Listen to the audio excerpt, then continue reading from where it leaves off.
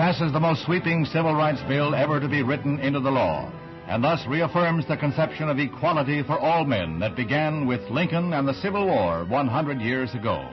The Negro won his freedom then. He wins his dignity now. With the passing of the legislation, discrimination was no longer tolerated as an acceptable normal practice. It regulated and required equality in the private and public sector. It did not eliminate racial difficulties, but it did improve life in America for minorities. The bill was passed on July 2nd, 1964, and signed into law by President Johnson. Its purpose is not to punish.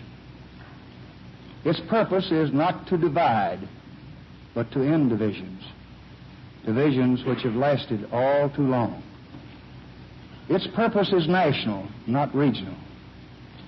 This Civil Rights Act is a challenge to all of us to go to work in our communities and our states, in our homes and in our hearts, to eliminate the last vestiges of injustice. It protected the right to vote without discrimination based on race. All voters, regardless of race, are to be given the same voting application. Minorities were targeted during elections with applications that segregated them. The Civil Rights Act of 1964 led to the 1965 Voting Rights Act. It laid the foundation for future disabilities received protection from discrimination from the American Disability Act, which passed because of the Civil Rights Act of 1964. Discrimination still persists today as illustrated by differences in academic experiences, such as dropout rates, high school graduation rates, suspension rates, median household income, and incarceration stats. According to the U.S. Department of Education January 1999 report, dropout rates of African Americans aged 16 to 24 were from 20.5% in 1976 to 13% in 1996, indicating that more African American students were remaining in school. Retention in school helped contribute to improved high school graduation rates over the same time period. In 1990, about 66% of African Americans completed high school.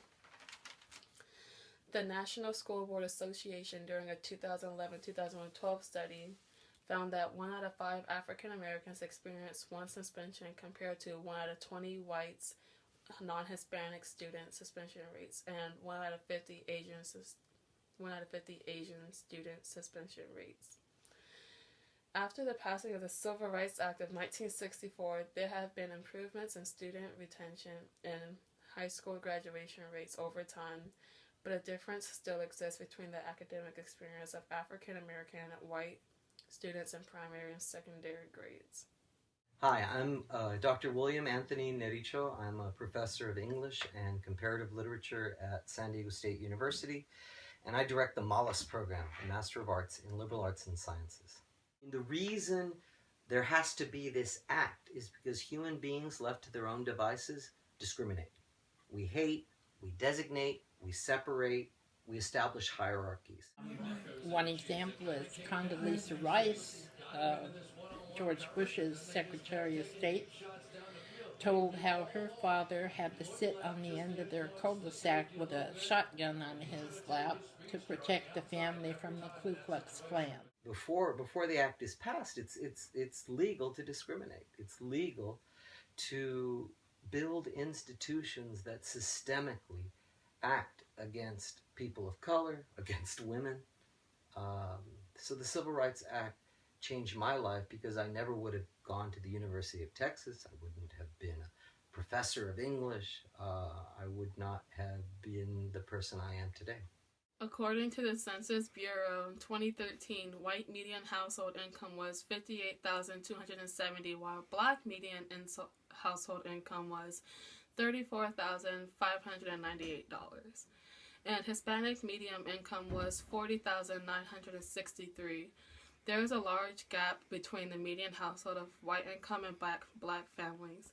The Census Bureau graph of household income by race from 1967 to 2013 shows that the gap has persisted for decades. The Civil Rights Act of 1964 helped transform America into a culturally diverse country. Schools and neighborhoods are integrated with people of all cultural and ethnic backgrounds.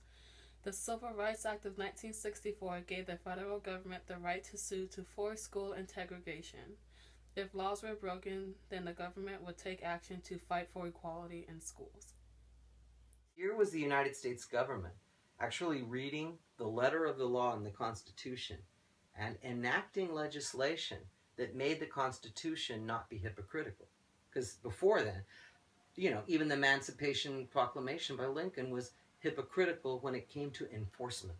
The Civil Rights Act of 1964 did not eliminate racial difficulties, although it did make discrimination unlawful and improve the educational system for all.